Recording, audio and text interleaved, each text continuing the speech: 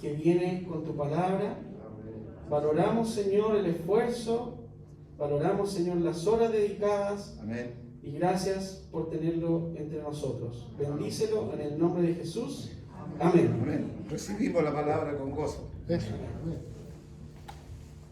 Uy, qué emocionante.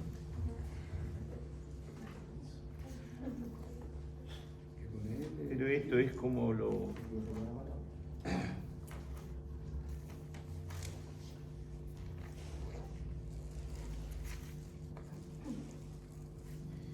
Nacimiento está para Punta Arenas, ¿no? Octava región. ¿Ah? Octava región. Ya. Está cerquita ya. Los Ángeles, por ahí. Ya. Tengo que ir en noviembre, ya lo voy a pasar ahí. Ya está, ya lo estaba mandando mal.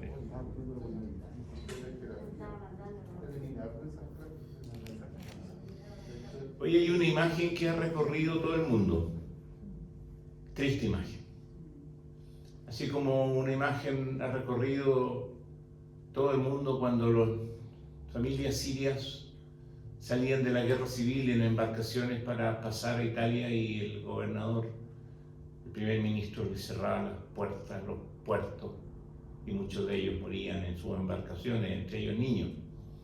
Esas imágenes dolieron hasta el alma, ¿cierto? Y decíamos, y mirábamos para afuera y decíamos, uy, ¿cómo pueden ser así? El policía a caballo mandándole latigazo a haitianos, seguramente alguno de ellos estuvo entre nosotros, porque desde aquí se han ido NN, guiados por coyotes, así le llaman a los que transportan a los que tienen que emigrar, NN.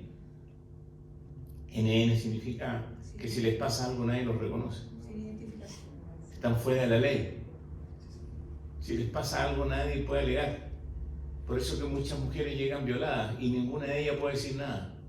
Lo digo porque yo viví apoyando a refugiados cuando estudiaba en Canadá y vi el dolor de muchas mujeres que llegaban desde Honduras, cruzando hasta la frontera de Canadá, pasar al otro lado, y las historias de ellas era el infierno. Pero hay otra imagen que nunca pensé que la íbamos a sacar y la iba a ser made in Chile, que también ha dado la vuelta al mundo, tristemente. Aquel incendio de los enseres de niños, de mujeres, de hombres venezolanos, buscando un terruño, porque en el terruño en donde estaban ya no hay dignidad para vivir, o al menos les cuesta más. Como si creyeran que se vinieron aquí a hacer turismo, a irse a la playa, a ponerse al sol, porque aquí las playas en el norte son calientitas, qué tontera. Como si vinieran a robarnos trabajo, como si vinieran a sacarnos de lo nuestro. Entonces hasta una bicicleta tiraron para quemar. A mí me duele el alma, me ha dolido el alma esa imagen. Y ojalá nos duela a todos, porque no puede ser. Entonces me surgió volver a una parábola, y es la parábola de los inmigrantes, pero acá se llama distinta. Y la verdad que se llama, el nombre induce a interpretarle de una sola manera. Vamos a tratar de cambiarle el nombre a ver si la interpretamos de otra manera. Aunque, curiosamente, la parábola, para no dejar tan abierta la cosa como interrogante, porque hay un asombro en la parábola, ¿no? ¿Se acuerdan de los ajá? Y ese asombro es como obvio, y a todos nos sigue pesando hasta hoy en día. Los labradores y la viña. La voy a leer en esta versión. La Biblia del Pueblo. Me hace burla porque yo no tengo... El reino de... Ya, voy a leer la palabra. El reino de los cielos se parece a un hacendado que salió de mañana a contratar trabajadores para su viña. Cerró trato con ellos. Mire, esta frase es importante. Cerró trato con ellos en un denario al día y los envió a su viña. Con un denario, un trabajador podía alimentar a su familia entre 3 a 6 días. Con un denario. Volvió a salir a media... perdón, vamos a decir otro detalle. Salió de mañana a contratar trabajadores para su viña. Esto de mañana es más bien como las 6 de la mañana, tempranito salió a buscar trabajadores a su viña. Salió tempranito.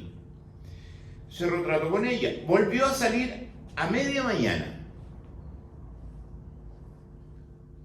Bueno, acá la traducción como que nos sugiere que es mediodía, pero no, todavía no, media mañana es 9, 10 de la mañana. Media mañana, claro, no mediodía, media mañana. Está bien la traducción. Y vio en la plaza a otros que no tenían trabajo. Y le dijo, vayan también ustedes a mi viña y les pagaré lo debido. Aquí no se sienta con ellos a hacer un trato, sino que les pagaré lo debido, lo que se debe pagarles les pagaré. Ellos se fueron. Volvió a salir a mediodía, o sea, ya las 12 del día. Y a media tarde, e hizo lo mismo, o sea, salió 4 veces. Y a media tarde también. Fíjense que los de mediodía, 9, 10 de la mañana, estaban en la plaza sin trabajo. Algunas versiones traducen estaban ociosos. Pero es curiosa esa traducción, porque ya denota un prejuicio. Oye, esos tipos que están en la plaza en mediodía, se están mirando la cara uno a ellos sentados en la banca, qué ociosos. O sea, la primera observación es qué ociosos, no es bajo la idea están perdiendo el tiempo. Eso es la idea de ocioso para nosotros. No es, pucha, la mirada no es, oye, todavía no encuentran trabajo, mira, están ahí todavía. No, la mirada prejuiciosa es, oye, pónganse a trabajar, pero mira, todavía están ahí en la plaza que parecen jubilados. ¿Ah? Atención a esos detalles. Ellos se fueron, volvió a salir. Al caer de la tarde salió, encontró a otros que no tenían trabajo y les dijo. Ahora la pregunta que uno se hace, bueno, a ver, a las 6 de la mañana salió a buscar trabajadores y los encontró.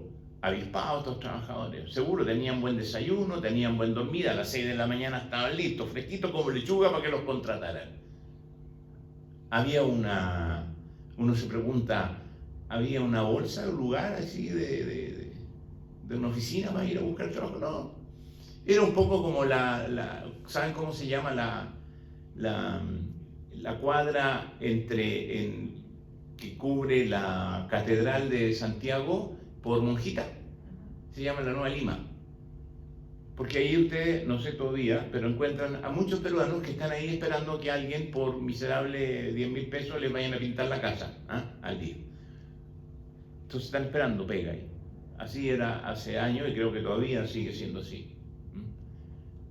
Como son ilegales, les pago poco. Como si existiera la palabra ilegal. No existe la palabra ilegal. Es decir, para cualquier nacido sobre este planeta no puede ser considerado ilegal. Hay una contradicción muy grande en eso. Absurdo. Claro, es hijo de la Tierra, del planeta. Bueno, ya, pero no me distraiga. Al caer salió, ¿qué? Entonces, al caer de la tarde salió, encontró otros que no tenían trabajo y les dijo, ¿qué hacen aquí ociosos todo el día sin trabajar? ¿Qué pregunta es esta? ¿Qué hacen aquí ociosos todavía sin trabajar? La pregunta del labrador, a estos que ya había pasado mediodía, ya era tarde y todavía sin trabajar, pero la pregunta de él es simple. ¿Cómo todavía están sin trabajo? ¿Cómo todavía están sin un lugar donde laboren? ¿Cómo todavía están en un lugar donde no puedan conseguir el dinero suficiente para alimentar a su familia? ¿Cómo van a alimentar a su familia? Esa es la pregunta que está detrás. La pregunta no es el prejuicio. Oye, ociosos que están ahí, todavía no trabajan. No. Por eso que no hay que confundirse con la palabra ociosos. ¿No? De hecho, literalmente la palabra es están sin trabajo. le contestan, nadie nos ha contratado. Y él les dice, vayan también ustedes a mi viña. ¿Qué tal? Al anochecer el dueño de la viña dijo al capataz, reúne a los trabajadores y págale su jornal, empezando por los últimos y acabando por los primeros. ¿Por qué ese orden?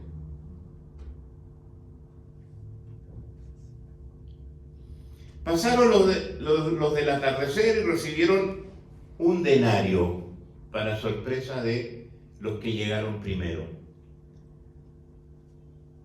Cuando llegaron los primeros esperaban recibir más, pero también ellos recibieron la misma paga. Al recibirlo se quejaron contra el hacendado. Estos últimos han trabajado 1 hora y les has pagado igual que a nosotros, que hemos soportado la fatiga y el calor del día. Él contestó a uno de ellos, amigo, la palabra amigo aparece pocas veces en el Evangelio, pero siempre aparece con denotando ironía. A ver, amigo, seamos honestos, hablemos claro, no vengáis con cuentos, amigo. No estoy siendo injusto. ¿No habíamos cerrado trato con un denario? Entonces toma lo tuyo y vete. Que yo quiera dar al último lo mismo que a ti, ¿o no puedo yo disponer de mis bienes como me parezca? ¿Por qué tomas a mal que yo sea generoso? Así los últimos serán los primeros y los primeros serán los últimos. Es que evidentemente para nosotros que vivimos en el mundo de la meritocracia, yo tengo más mérito si llegué a trabajar a las 9 de la mañana porque me levanté a las 6 esperando que me contrataran, para que después un pelafustán marginado, que por algo no le daban pega. O sea, si el tipo estaba ahí desde las 9, ya no llegó a las 6 porque es bueno para dormir, pero llegó a las 9, llegó a las 10, y está ahí todo el día esperando que le den trabajo, no ocioso, no así como que feliz estoy ahí disfrutando mirando los arbolitos, sino que angustiado porque pasan las horas y no tiene trabajo. Y si no le dan trabajo es porque le pasa lo mismo que nos pasaba a muchos de nosotros cuando éramos cabros chicos y jugábamos a la pelota en la calle, porque no había tanto auto, ¿te acuerdas? Y nos elegían. Y yo era el último. A mí me elegían al último. Hacíamos la fila, ya, elige tú, y al final yo, ya, lo maté, porque era malo para la pelota. Entonces me acostumbré a hacer la uchera y de repente metía la pelota y salía el gol. Era la suerte mía, pero estos labradores de última hora eran esos, como los malos para la pelota. Los que último iban a elegir. Yo voy temprano porque ahí están los trabajadores con energía, que se levantaron temprano, que tienen ganas de ponerle el hombro y ahí sudar todo el día. Y voy. Después a las 9, bueno, ya también. Después a las mediodía y después la tarde. Entonces la pregunta que me podría hacer frente a ellos simplemente, esto no es los contratos. O sea, ¿para qué les pregunto? Deben ser flojazos. Pero no, mi pregunta es, ¿pero cómo todavía sin trabajo? No, mi pregunta es, ¿pero cómo todavía? ¿Y cómo van a alimentar a sus hijos si se gastaron un día esperando que los contrataran? No, vengan a trabajar conmigo, aunque sea 1 hora, vayan y trabajen. O sea, los últimos en llegar son últimos porque en la escala de la oferta laboral ellos estaban dentro de los menos cotizados. O sea, en otras palabras, de los que menos mérito tenían, no porque llegaron tarde, sino que simplemente porque no podían llegar a otra hora. Ahora otro antecedente, los jornaleros que están en la plaza esperando que los vaya a contratar en los tiempos de Jesús, ¿qué indicaba? Pues recuerden que en ese tiempo el emperador con sus procuradores que mantenía el territorio en paz cobraba grandes impuestos, ¿se acuerdan? Grandes impuestos. Y a veces las cosas los tenían que apretar, entonces más impuestos. Y a los que más sufrían eran los más pobres. Muchos jornaleros tenían su propio predio, tenían su propia parcelita, pero las deudas por los impuestos los obligaban a entregar las parcelas a estos que se hacían propietarios y que pasaban a ser latifundistas. o propietarios de la tierra. Entonces era muy paradójico y muy injusto lo que se estaba viviendo ahí. Porque estos labradores que tenían su propia parcelita la perdieron por los impuestos y se la apropiaron, ¿quiénes? Los que se fueron, los asociados más al imperio, que amigos del imperio, digamos, y fueron creciendo su tierra. Entonces seguramente ese mismo salió a buscar labradores y a lo mejor cayó ahí uno de los que reconoció que un pedazo de ese terruño había sido de él y dice, oye, este era mío y ahora estoy trabajando para este otro. Entonces ya desde el comienzo la situación de los labradores que están en la plaza no suena muy justa. Los empobreció el sistema, porque no tenían necesidad de ir a trabajarle a otros si tenían su propia tierra. Y después vamos bajando a nivel de que la hora del día va desarrollándose, va aumentándose la complejidad social que tenían estos labradores que llegaban a buscar trabajo.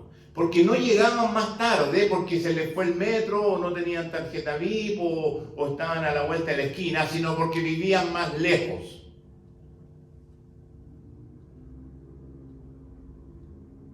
Venían de más lejos. No iban a llegar a la hora.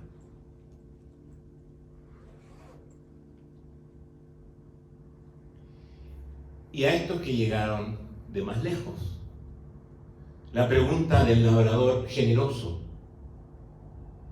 la pregunta del chileno generoso es: ¿cómo han tenido que viajar por 10 países, expuestos a la muerte, a que violen a sus mujeres, a que trafiquen con sus hijos, para llegar acá para pedir un denario y poder darle de alimento digno a su familia? Porque esa es la pregunta que uno se hace cuando los ve durmiendo en la plaza.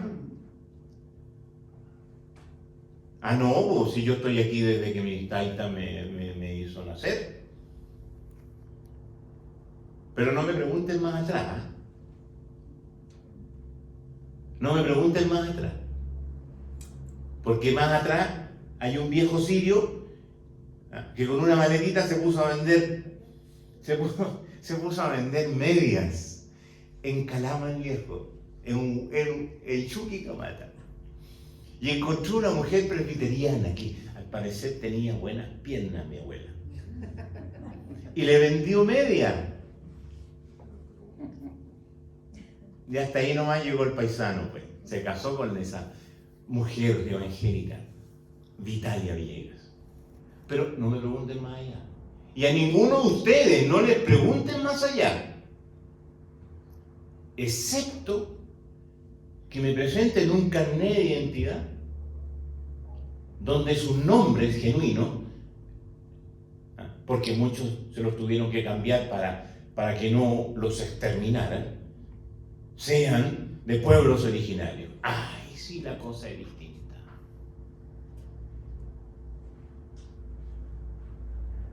Pero en esos pueblos originarios nunca habrían encontrado la pregunta: ¿qué haces ahí, ocioso? Sino la hospitalidad. Porque la hospitalidad les pasó la cuenta con Hernán Cortés y les pasó la cuenta en muchas partes pensando que llegaban poco menos que semidioses.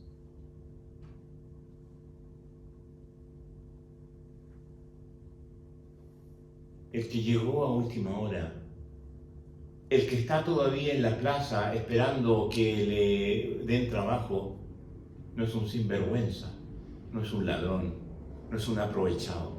No es alguien que nos viene a quitar lo nuestro como si existiera eso, lo nuestro, tan nuestro. Porque todos y todas hemos sido acogidos en esta tierra.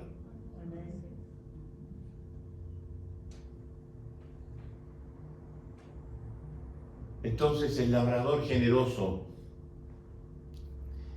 es interesante la palabra que usan ahí, porque la Biblia dice acá hacendado, el hacendado. Pero la palabra que usan ahí es el dueño, el dueño de casa.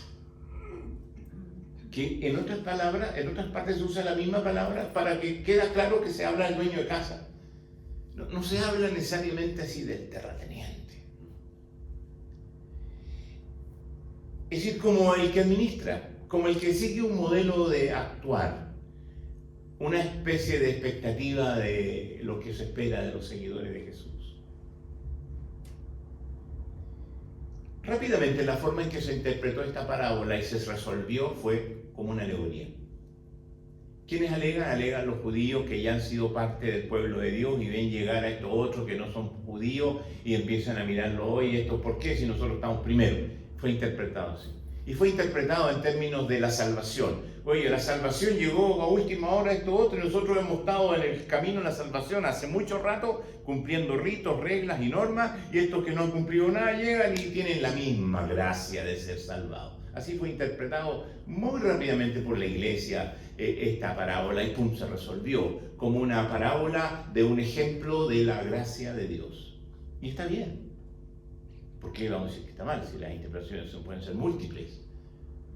Entonces uno puede encontrar tres elementos y con eso quedarse tranquilo y cerrar una buena interpretación y mensaje de la parábola. No hay lugar dentro de la iglesia a la exclusión de alguien por tarde que llegue o por distinto que sea, por N condiciones, porque no está con la energía que uno tiene que llegó primero. No hay lugar para la exclusión. No hay lugar para la xenofobia. No hay lugar para la xenofobia, porque generalmente los que llegan últimos no son los que han estado primero. Bueno, ¿vale? Como que parece que estoy cantinfleando. Pero no, porque no son los que tienen como el carnet de privilegio. ¿Ah? Como que los que han puesto territorialidad en el espacio donde viven, y han puesto cerca, y han puesto puerta y candado, y respiran su aire. Yo estoy primero, yo cultivé esta tierra, ¿eh? Yo hice esta casa, ¿por qué vienes y la vas a ocupar también si tú no pusiste en una tabla? No hay lugar para ese tipo de rechazo al otro, porque si el otro llegó tarde es porque se ha demorado 3 meses en llegar, o más. Porque ningún inmigrante salió de su tierra muerto de la risa,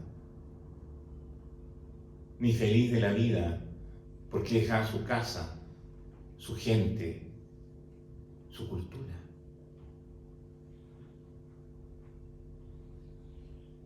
Y en tercer lugar, un principio maravilloso de la generosidad divina, de la gracia de Dios. Aquí la cosa no es por mérito, amigo, no es porque tú estás primero y has trabajado más. Aquí la cosa es por generosidad, por gracia, por amor incondicional de Dios. Amén. Pero la lección es más práctica todavía, creo yo. Porque tiene que ver con una cosa muy, muy práctica. Fíjense que en el tiempo de Jesús, ya en ese tiempo, existían ciertos principios hacia el sindicalismo, hacia la preocupación colectiva para que el trabajo sea justo para todos. ¿Ah? Se llamaba tusofta, miren, aprendí una palabra nueva estudiando esto, tusofta, que era como una especie de acuerdo laboral que lo usaban los panaderos, que lo usaban muchas personas, para velar porque el trabajo para todos ellos fuese justo. O sea, nadie le viniera de aquí como a meter una cuña en donde sacar provecho de manera de hacer tratos individuales. Yo trato contigo, pero contigo trato distinto, porque al final uno podría considerar que el dueño de la hacienda era un mal capitalista. Era un capitalista malo. Oye, parece que el sistema no te ha ayudado a ser más pillo, ¿eh? Porque si vais a contratar a estos, pagarles menos, vaya a ahorrar dinero. No, te voy a pagar lo mismo. El que pierde aquí es el que está perdiendo dinero, es el que contrata. Pero para el que contrata, en este caso, no está perdiendo, está ganando, porque se dice y se reconoce a sí mismo como generoso. Entonces lo que pasa en ese tiempo, y la discusión, y quién es el injusto acá, no es el que me está pagando igual que al que llegó a una hora, sino que, porque primero hizo un trato conmigo, te voy a pagar un denario por trabajar todo el día, ok, ese es el trato que hizo contigo y lo respeta. Y ese trato que hizo contigo lo voy a respetar como un acuerdo a todo aquel que venga a trabajar. Nunca dije cuántas horas, tal vez le importa más la calidad que la cantidad. Pero lo que pasa con los labradores es que no tenían esa mentalidad, que ni siquiera es comunista, ¿eh? Esa mentalidad de entender que cuando yo trabajo, y piensen en el trabajo cada uno de ustedes, hay más de uno que se beneficia y no hizo nada, pero se beneficia por mi trabajo. Piénsenlo bien.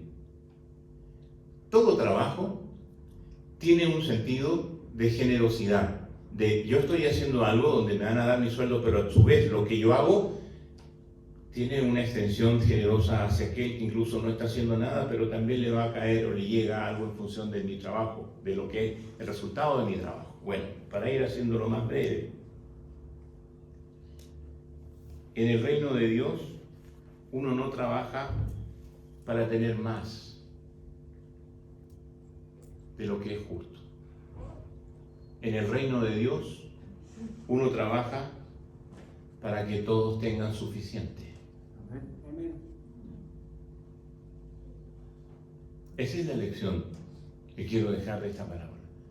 En esta tierra llamada Chile, uno no vive para cerrarle la puerta a aquel que la golpea, porque angustiosamente necesita un espacio donde rehacer su vida. En este espacio llamado Chile, tierra que nos ha acogido a todos nosotros porque nadie es dueña de ella, las puertas están abiertas para que, como el hacendado, el dueño de casa generoso, sabe que lo que tiene ni siquiera es de él.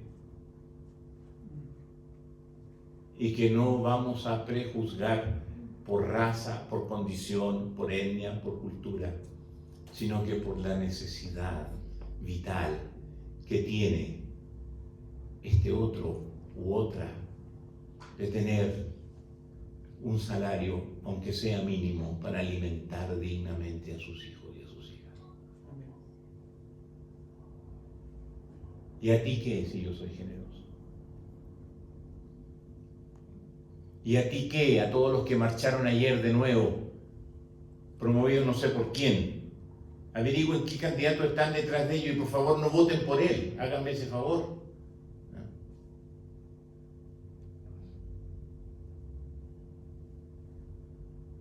Oye, si esa cancioncita ya da pena cantarla, ¿no? Me da vergüenza. Y verás cómo queda en Chile el enemigo cuando es forastero. Ni para decir cuando al amigo que es inmigrante. ¿Y qué a ti? Si la mayoría de los chilenos y chilenas queremos ser generosos, ¿y a ti qué? Ah, que yo he trabajado más que... No he trabajado más que los otros. La meritocracia es un principio ético de un sistema extremadamente capitalista, enfermo, individualista. En el reino de Dios no hay meritocracia, hay generosidad. No trabajo para acumular, trabajo para que todos tengan suficiente.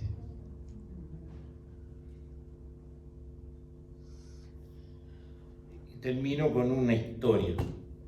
Fíjense que mi padre cumplió 7 años de fallecer hace una semana y me he acordado de él. Tenía la actitud extraña para muchos, sobre todo los garzones y los dueños de restaurantes, nos invitaba a comer mi padre unos sanguchitos, algo rico, y nos decía, ya van a pedir tal cosa, no se me vaya a dar el chancho. Y de repente pasaba un chico lustrabota. Mi papá lo llamaba. Hola muchacho, ¿cómo te llamas? No sé. Hernández. Pedrito. ¿Ah? Siéntate a comer con nosotros. Nos mirábamos entre los hermanos y decíamos, buena. nos pone restricciones para que nosotros comamos tanto y ya invita a otro. Parece que no es un problema de plata. ¿Ah? Inmediatamente llegaba el garzón. Señor, disculpe, pero él tiene que irse. Si él tiene que irse, también nosotros. Es mi invitado. Entonces el garzón miraba incómodo ahí al tipo de la... Bueno, mientras no alegue a los otros. Y lo sentó. Mi papá conversaba con él, lo hacía interactuar con nosotros. ¿Y cuántos hermanos tiene? ¿Y cuántos días, cuántas horas trabaja? ¿Cuánto ganas ilustrando voz? Y nosotros escuchando. Hasta que de repente también entrábamos a la interacción. Oye, ¿y vas al colegio? Y así. ¿Ah? ¿Y aquí colegio vas con número o con nombre? No sé. Bueno. Niños centrados en sí mismos, en la etapa egoísta. ¿Ah? Y después el niño se iba y me dijo, ¿qué quieres comer? Entonces mi hermano mayor lo miraba con cara diciendo, oye, pero si a nosotros nos dijiste que comiéramos tal cosa, pasa lo mismo. Entonces el niño humilde apenas pedía un sanguchito o algo más y se le servía. Después el niño decía, ¿puedo llevar un pedacito porque mis hermanos están allá? Entonces mi papá, no llevar un sanguchito, oye, un sanguchito para que se lo lleve. Generoso el viejo, generoso con ese niño, generoso. Y nosotros tres nos mirábamos. Bueno, y después, claro, la reflexión de mi papá al llegar a casa era una. ¿Vieron dónde llegan ustedes? ¿Saben dónde llega él? Generosidad. Generosidad. Dejar de mirar al otro por el hoyo nefasto del prejuicio, del rechazo, y mirar al otro con la puerta abierta de la generosidad, porque si está ahí, es porque necesidad tiene. Y no porque hoy por ti, mañana por mí, nada, las pinzas. Simplemente porque es un ser humano que ha sufrido lo indecible, que si se pusieran a contar todo su sufrimiento, estaríamos llorando hartas horas. ¿Y qué a ti, dice el Señor, si soy generoso? Y la respuesta nuestra, ¿cuál será?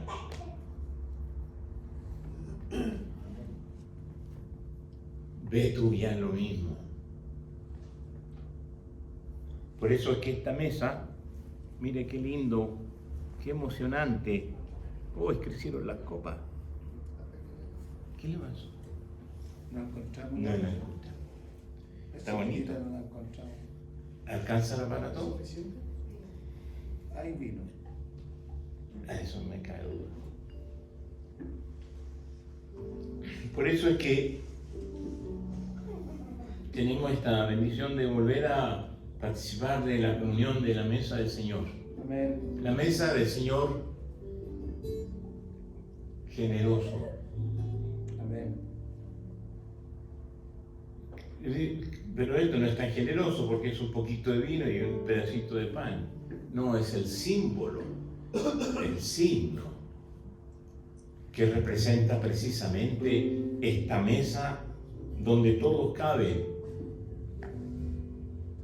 y donde principalmente son acogidos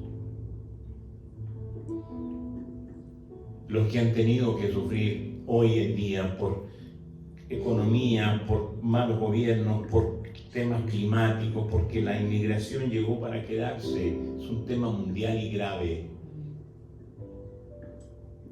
Ellos, ellas, en la mesa del Señor son los primeros en comer. Amén. Y nosotros que hemos tenido, porque no hemos tenido que vivir lo que han vivido, podemos prepararla.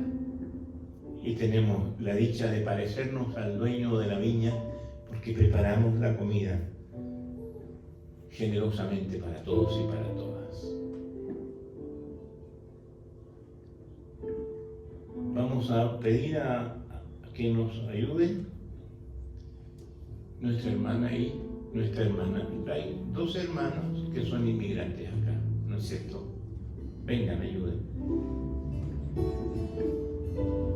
Porque lo que ustedes vienen a hacer acá, a su vez, es enseñarnos a trabajar con dignidad, a servir con dignidad. Qué maravilla que han llegado a nuestro país, ¿saben? Porque hemos hasta aprendido a hablar mejor gracias a ustedes, porque hablamos pésimo. Con ustedes hablamos mejor.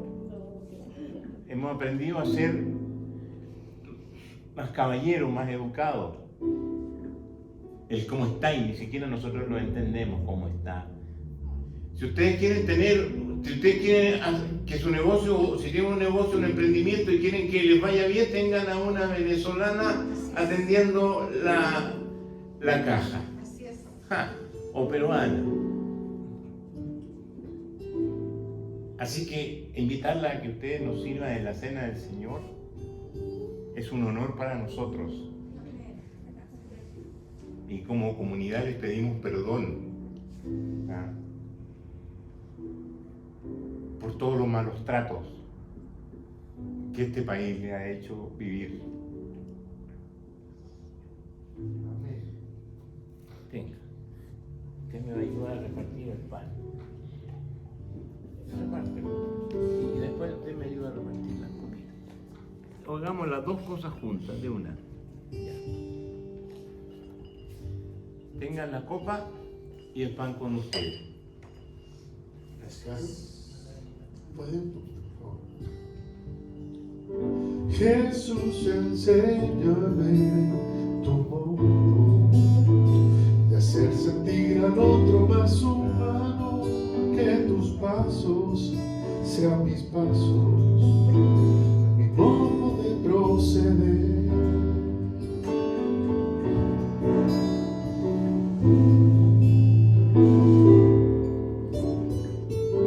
Jesús, enséñame tu modo de hacer sentir al otro más humano, que tus pasos sean mis pasos, mi modo de proceder.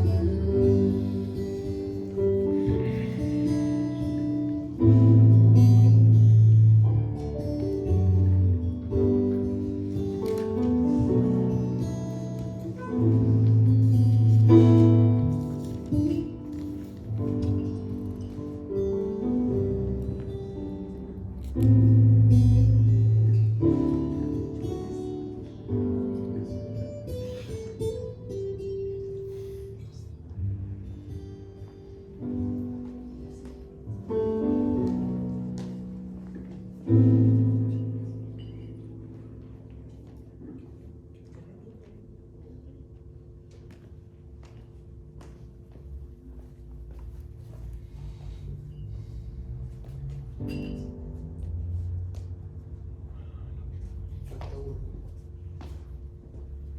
Falta uno.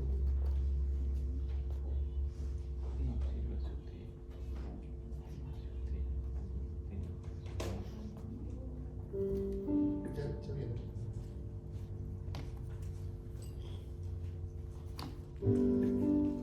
¿Tienen? ¿No tienen más? Sí, traemos. ¿Más tienen? ¿Faltó? Sí. Ya. Porque yo recibí del Señor lo que les transmití. Y qué bueno que esa transmisión la podemos volver a revivir encontrándonos, porque no es lo mismo por Zoom. Que el Señor, la noche que era entregado, tomó pan. Dando gracia, lo partió y dijo: esto es mi cuerpo que se entrega por ustedes. Hagan esto en memoria de mí. Amén.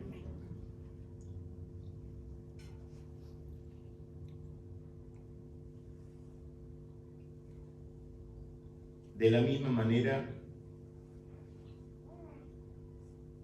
después de cenar, tomó la copa y dijo: esta copa es la nueva alianza sellada con mi sangre.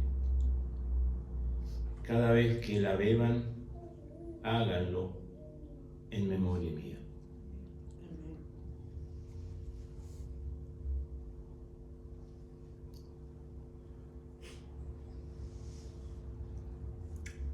Con gratitud, Señor, hemos comido recordando tu cuerpo y en tu cuerpo recordando el cuerpo de tu iglesia, que es lugar para todos y para todas. En memoria de ti también hemos bebido la copa de la nueva alianza, de la nueva forma de tratarnos, de relacionarnos contigo y relacionarnos entre nosotros, en donde la generosidad, como nos enseña tu palabra, es el principio que debe medir todas nuestras acciones hacia los demás. Desechamos todo egoísmo e individualismo y te pedimos perdón porque nuestra mesa, la mesa de los chilenos, a veces en sus rincones más oscuros, ha manifestado el rechazo de nuestros hermanos y hermanas inmigrantes. Celebramos esta comunión para retomar las fuerzas de imitar la generosidad tuya y preparar la mesa, principalmente para los que aún no tienen dónde parar su mesa. Por Cristo nuestro Señor. Amén. Amén.